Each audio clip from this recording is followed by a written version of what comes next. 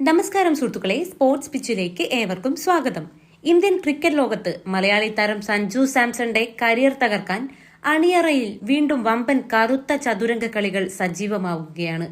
തൊട്ടുമുൻപത്തെ മത്സരങ്ങളിൽ യുവതാരങ്ങളെ പിന്തുണച്ചു സംസാരിച്ച മുൻ ഇന്ത്യൻ പരിശീലകൻ രവിശാസ്ത്രി ഇപ്പോൾ ഇതാ മലയാളി ആരാധകരുടെ നെഞ്ചിലേക്ക് കനൽ കോരിയിട്ടുകൊണ്ട് സഞ്ജു സാംസണെ പരസ്യമായി വേട്ടയാടാൻ രംഗത്തിറങ്ങിയിരിക്കുകയാണ്.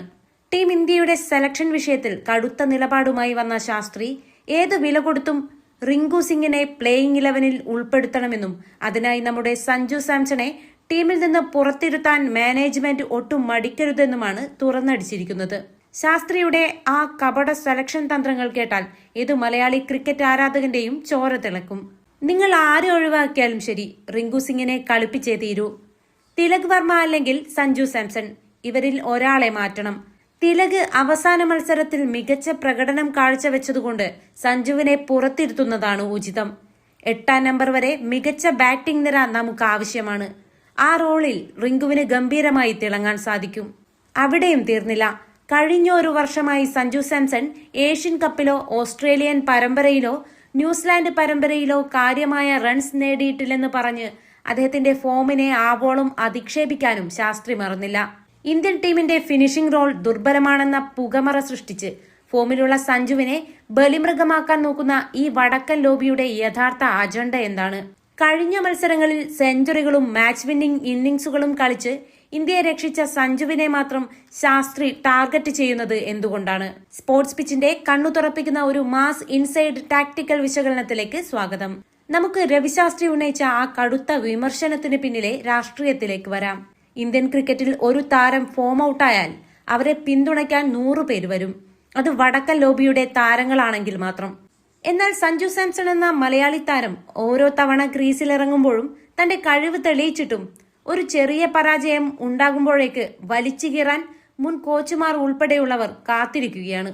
തിലക് വർമ്മ അവസാന മത്സരത്തിൽ റൺസ് എടുത്തതുകൊണ്ട് സഞ്ജുവിനെ മാറ്റണമെന്ന് പറയുന്ന ശാസ്ത്രിയുടെ ലോജിക് എന്താണ് സുഹൃത്തുക്കളെ? സഞ്ജു സാംസൺ കഴിഞ്ഞ സീസണുകളിലും പരമ്പരകളിലും ഇന്ത്യക്കായി എത്രയോ നിർണായക ഇന്നിംഗ്സുകൾ കളിച്ചതാണ്. എന്നാൽ അതൊന്നും കാണാതെ ഏഷ്യ കപ്പിലെയും ന്യൂസിലാൻഡ് പരമ്പരയിലെയും കണക്കുകൾ മാത്രം നിരത്തി സഞ്ജുവിനെ മോശം ബാറ്ററായി ചിത്രീകരിക്കാൻ ശാസ്ത്രി കഠിനമായി ശ്രമിക്കുന്നു. ടീമിൽ റിങ്കു സിംഗിനെ പോലൊരു ഫിനിഷറെ വേണമെന്ന കാര്യത്തിൽ ആർക്കും തർക്കമില്ല. റിങ്കു ഒരു മികച്ച മാച്ച് വിന്നർ തന്നെയാണ്. എന്നാൽ അതിനായി സഞ്ജുവിനെ പോലൊരു ക്ലാസ് പ്ലെയറെ ടീമിൽ നിന്ന് പുറത്താക്കണമെന്ന് ശാസ്ത്രി വാശി പിടിക്കുന്നത് ശുദ്ധമായ നെറികേടാണ്.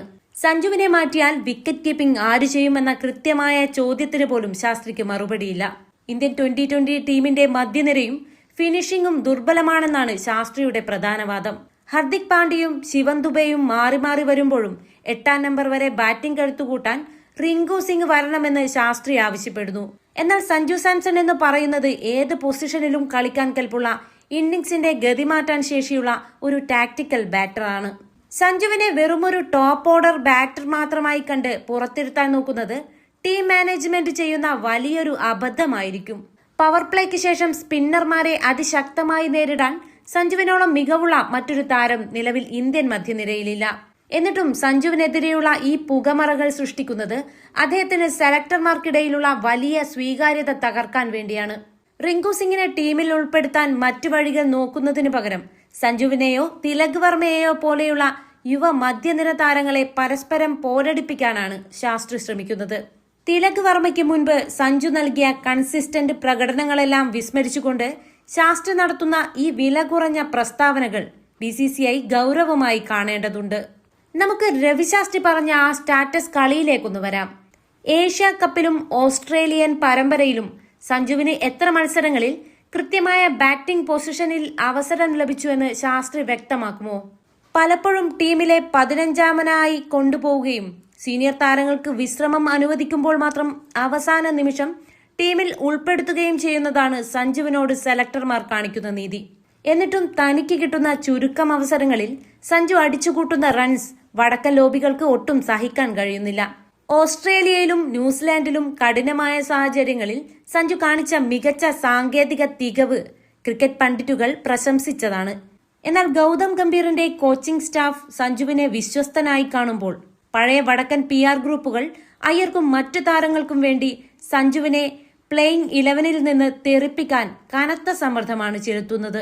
റിങ്കു സിംഗിനെ വേണമെങ്കിൽ ഫോമില്ലാതെ പതറുന്ന മറ്റു മുതിർന്ന താരങ്ങളെ മാറ്റി നിർത്താൻ ശാസ്ത്രി തയ്യാറാകുമോ? ഇല്ല സുഹൃത്തുക്കളെ, അവിടെയാണ് ഇവരുടെ കപട രാഷ്ട്രീയം ഒളിഞ്ഞിരിക്കുന്നത്. എളുപ്പത്തിൽ മാറ്റി നിർത്താൻ കഴിയുന്ന താരം സഞ്ജു സാംസൺ ആണെന്ന ആ പഴയ ചിന്താഗതിയിലാണ് ഇന്നും രവിശാസ്ത്രി സംസാരിക്കുന്നത്. ഇന്ത്യൻ ക്രിക്കറ്റിന്റെ നിലവിലെ അവസ്ഥ പരിശോധിച്ചാൽ ഹെഡ് കോച്ച് ഗൗതം ഗംഭീറിന് സഞ്ജു സാംസണിന്റെ കഴിവിൽ പൂർണ്ണ വിശ്വാസമുണ്ട്. സാഹചര്യങ്ങൾക്കനുസരിച്ച് ടീമിനെ നയിക്കാൻ കെൽപ്പുള്ള സഞ്ജുവിനെ അത്ര പെട്ടെന്നൊന്നും ഗംഭീർ കൈവിടില്ല. ശാസ്ത്രി പുറത്തുനിന്ന് എന്ത് പുകമറ സൃഷ്ടിച്ചാലും ശരി, കളിക്കളത്തിലെ മെറിറ്റ് നോക്കി മാത്രമേ ഗംഭീർ 11 പ്രഖ്യാപിക്കൂ എന്ന് നമുക്കറിയാം.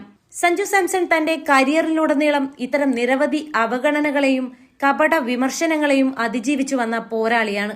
വിമർശിക്കുന്നവരുടെ വായടപ്പിക്കാൻ സഞ്ജുവിന് കോട്ടിട്ട കമന്റേറ്റർമാരുടെ PR വർക്ക് ആവശ്യമില്ല.